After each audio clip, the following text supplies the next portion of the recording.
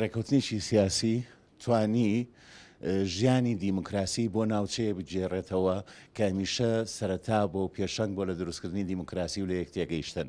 سەردار قادر پارێزگاری نوێی سلێمانی بۆ وەکالە ڕای دەگەێنێت جێبەجێکردنی ڕێکەوتنی سیاسی نێوانیەکێتی نیشتیمانی و بزوتنەوەی گۆڕان بۆ ئاڵوگۆڕی پۆستەکان قۆناغێکی نوێی سیاسی و ئیداری لە هەرێم هێنایە ئاراوە. ئەوەش بە هۆکارێکی باش دەزانێت بۆ خزمەتی زیاتری هاوڵاتیان. ڕاشی دەگەێنێت هەموو هەوڵێک دەدەن بۆ بە ئەنجامگەیاندنی پلانی پارێزگاری پێشوو لە ڕووی پەیڕەوکردنی سیستەمی لامەرکەزی لە پارێزگای سلێمانی.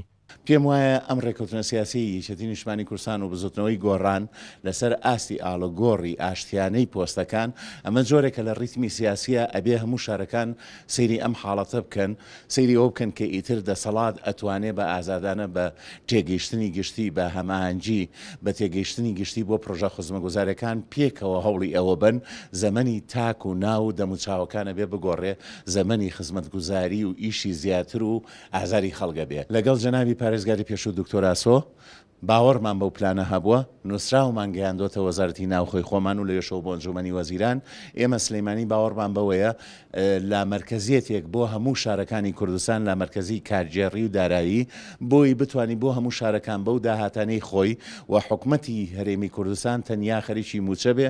ئێمە بە داهاتەکانی خۆمان بودجەی تەشغیلی و بودجەی وەبەرهێنان دروست بکەین و لامەرکەزیەت جیابوونەوە نیە، لامەرکەزیەت پێکەوە هەڵکردنە بە یەکتری بە شێوازێکی سیستەماتیک و جوانتر و باشتر. جێگری سەرۆکی نوێی ئەنجومەنی پارێزگای سلێمانیش ڕای دەگەێنێت هەوڵی تەواو دەدەین بۆ ئەوەی هەر هیچ نەبێداهاتی پارێزگاکە بۆ خزمەتی هاوڵاتیان خەرج بکرێت. ستافی نوێی ئەنجومەنی پارێزگای سلێمانی هەر لە ئێستەوە لەسەرەوە ئیتیفاقمان کردووە کە خاڵ بە خاڵ و بڕگە بە بڕگەی یاسای پارێزگاکان جێبەجێ بکەین کە ئەمە ڕێگای زۆری نیشانداوین بۆ کۆکردنەوەی داهات بۆ پارێزگای سلێمانی بۆ ئەوەی ئەو داهاتانەی کە لە پارێزگاکەدا هەیە سەرجەمی بخەینەوە خزمەتی هاوڵاتیانی پارێزگاکەی خۆمان. بۆیە پاڵپشت بە یاسای پارێزگاکان و پاڵپشت بەو دەسەڵاتەی کە بە ئەنجومەنی پارێزگاکان درراوە بە هاوکاری سەرجەم فراکسیۆنە جیاوازەکان لە ئەنجومەنی پارێزگای سلێمانی سەرجەم بڕگە و خاڵەکانی جێبەجێ دەکەین.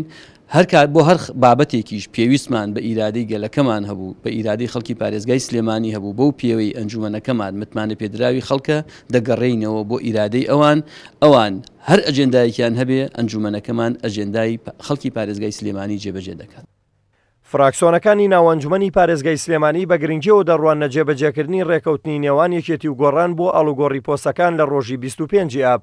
ڕاشی دەگەێنن پێویستە سلێمانی ببێتە نمونە بۆ پارێزگاکانی تری هەرێمی کوردستان لە ڕووی پێکەوەی کارکردن بۆ خزمەتی زیاتری هاوڵاتیان. دلێر کەمال کورد، ساد نیوز، سلێمانی.